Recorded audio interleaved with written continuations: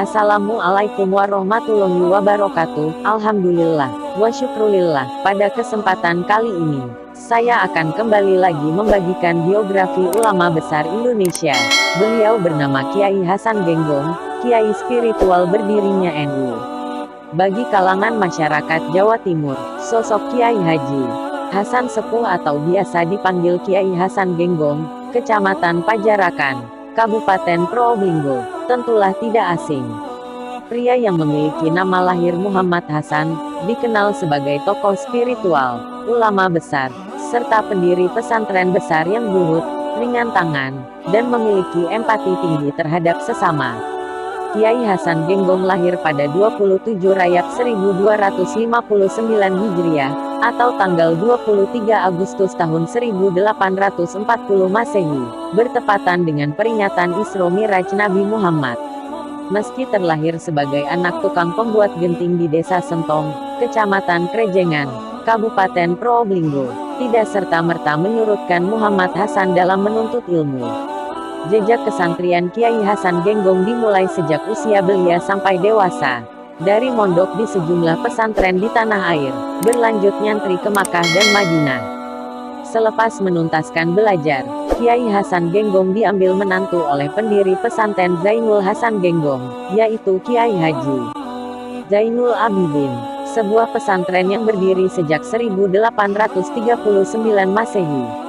Pasca wafatnya sang mertua, Kiai Hasan Genggong mendapat amanat meneruskan titah perjuangan. Di bawah didikan beliau, lahir ulama-ulama besar yang tersebar di mana-mana. Kiai Hasan Genggong mendidik santri di pesantren Genggong selama 87 tahun. Di kalangan ulama sepuh Nahdlatul Ulama, Kiai Hasan Genggong senantiasa dijadikan sebagai sosok yang selalu diminta nasihat dan pertimbangan persoalan NU dan umat.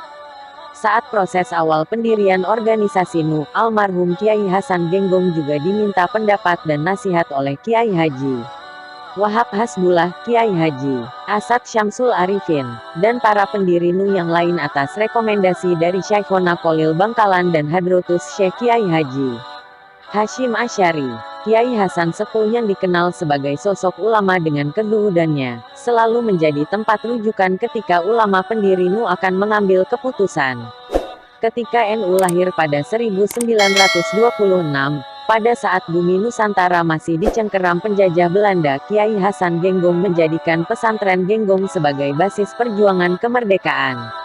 Sosok Kiai Hasan Genggong memang bermental baja, percaya diri, ditakuti penjajah dan dikenal apa adanya. Segala bujuk rayu dan siasat Belanda tak mampu menembus hati Kiai Hasan Genggong.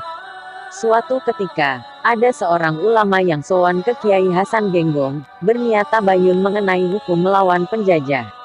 Belum sempat pertanyaan diajukan, Kiai Hasan Genggong saat menemui sang tamu itu menggunakan peci hitam dan membawa keris. Mendapati perbuatan yang sangat jarang Kiai Hasan Genggong, itu sang tamu dengan bangga merasa sudah menemukan jawaban tanpa harus mengajukan pertanyaan. Kiai Hasan Genggong pernah menyatakan bahwa berjuang ikhlas di NU akan mendapatkan keselamatan dunia dan akhirat. Barang siapa yang menolong, berjuang ikhlas NU, maka hidup beruntung di dunia dan di akhirat. Mantan Ketua Tanfidiyah PW NU Jatim Kiai Haji Muhammad Hasan Mutawakil Alaloh menyatakan, para wali Allah merupakan owner, pemilik NU. Karena itu, siapa saja yang menjadikan NU sebagai ajang untuk mencari keuntungan pribadi dan mempermainkan jamiah NU, akan dilaknat Allah, Rasul, dan para wali serta muassis NU. Sebagai ormas Islam yang didirikan oleh para ulama besar pada zamannya, NU menjadi medium dakwah Islam Ahlussunnah wal Jamaah yang senyatanya memang mendapatkan doa, dukungan, dan ridha para hamba Allah yang dikenal salih, memiliki kebeningan hati, dan kealiman luar biasa. Kiai Hasan Genggong wafat pada hari Kamis 11 Syawal 1374 Hijriah, atau tanggal 1 Juni tahun 1955 Miladiah, sekitar pukul 23.30 waktu Indonesia Barat. Beliau wafat pada usia 115 tahun. Semoga informasi tersebut ada manfaatnya. Wallahu alam bishawab. Wassalamualaikum warahmatullahi wabarakatuh.